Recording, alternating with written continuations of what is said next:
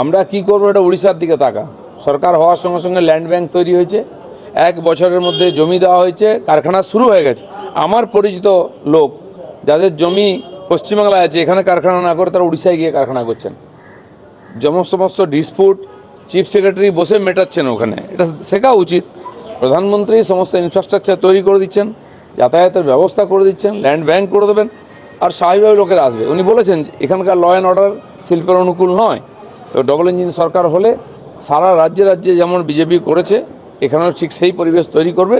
নিজের থেকে সমস্ত আসবেন শিল্পপতিরা, কারণ আগের থেকে এখানে সমস্ত সুযোগ সুবিধা উপস্থিত আছে।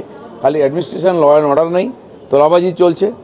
আজকে দেখুন আপনি জিনিসপত্রের দাম, যে প্রাকৃতিক সম্পদ, পাথরের দাম 2-3 গুণ বেড়ে গেছে।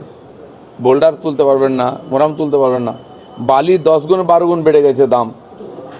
তারপরে জমি নেওয়ার পর থেকেই দালালরা জুটে যাবে, তাদের হাত দিয়ে জমি নিতে হবে। এখানে যদি বর্ডার দেন আপনি, বাউন্ডারি, তাদের হাত দিয়ে তাদের লোক নিতে হবে, তাদের সিমেন্ট বালি রড তাদের কাছ থেকে নিতে হবে, তাদের দামে নিতে হবে, তাদের পরিমাণে নিতে হবে। তারপরে শিল্প হবে কি করে? লজিক্যাল ডিসক্রিপেন্সি প্রকাশের তালিকা কোথাও কি মমতা বন্দ্যোপাধ্যায় এটাই বারবার দাবি করছিলেন, তৃণমূলের পঞ্চায়েত অফিস বা ব্লক অফিসের সমস্ত তালিকা টাঙিয়ে দিতে হবে।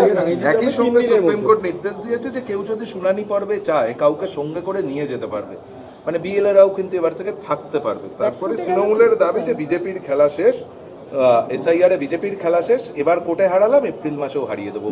খেলা তো হবে এপ্রিলে, দেখা যাবে কে খেলবে। 58 লক্ষ বাদ গেছে, তো হিয়ারিং তো এখনো শেষ হয়নি, কমপ্লেন নাও হচ্ছে এখনো।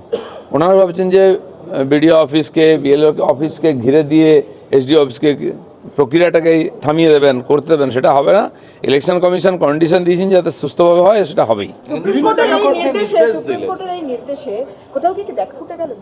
সুপ্রিম কোর্ট সবসময় তার যেটা ঠিক মনে হয় সেটা দেন।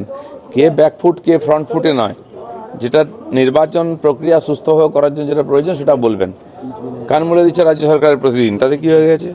তো সেই জন্য নির্বাচন কমিশন যেটা করেছেন, সুপ্রিম কোর্ট সেটাকেই সাপোর্ট করছে যাতে সুস্থভাবে হয়। এটা ঠিক ট্রান্সপারেন্ট হওয়া উচিত। বিভিন্ন জায়গায় জেলা জেলা ফর্ম 7 পুড়িয়ে দেওয়া হচ্ছে এবং আগুন জ্বলছে এবং বিক্ষোভ চলছে রাজ্য জুড়ে। তো পশ্চিমবঙ্গে অশান্তি নতুন নাকি? যেদিন থেকে এসআইআর ঘোষণা হয়েছে সেদিন থেকে অশান্তি হচ্ছে, শুরু হয়নি তার আগে। ইচ্ছাকৃতভাবে করা হচ্ছে, আজকেও তাই হচ্ছে। দেখছেন তো, তার সামনে মারপিট হয়েছে, টিএমসির এমএলএ বলছে আমি কিচ্ছু দেখিনি, মানে নেওয়া হয়েছে, দেখতে পান না কিছু। নানুরে আরএসএস করার জন্য রিন্টু পালকে তৃণমূল কার্যালয়ে নিয়ে গিয়ে শাসানি দেওয়া হচ্ছে, বলছে আরএসএস এবং বিজেপি না করলে ছিঁড়ে খেয়ে নেওয়ার হুমকি দেওয়া হচ্ছে। আমাদের 250-এর বেশি কর্মীকে খুন করা হয়েছে। বিজেপির কর্মী আছে, তার মধ্যে আরএসএস, বিশ্ব হিন্দু পরিষদ, যত আমাদের রাষ্ট্রবাদী সংগঠনের কর্মীরা আছেন, বাড়িঘর ভেঙে দেওয়া হয়েছে, ঘর ছাড়া হয়েছে। অত্যাচারের শেষ সীমায় পৌঁছেছি আমরা, কিন্তু ওরা যত ইলেকশন আসছে আবার ভয় দেখানোর চেষ্টা করছে। যে 58 লাখ নাম বাদ গিয়েছে এখনো পর্যন্ত, এই সংখ্যাটা কততে পৌঁছাতে পারে আপনার কোনো? না, আমরা তো বলেছিলাম যে 1 কোটির বেশি হবে, তো কমপ্লেনই করতে দিচ্ছে না যাতে বাদ না যায়। আমার মনে হয় নির্বাচন কমিশন বাস্তব পরিস্থিতি জানেন, তারা নিশ্চয়ই রাস্তা বার করবেন।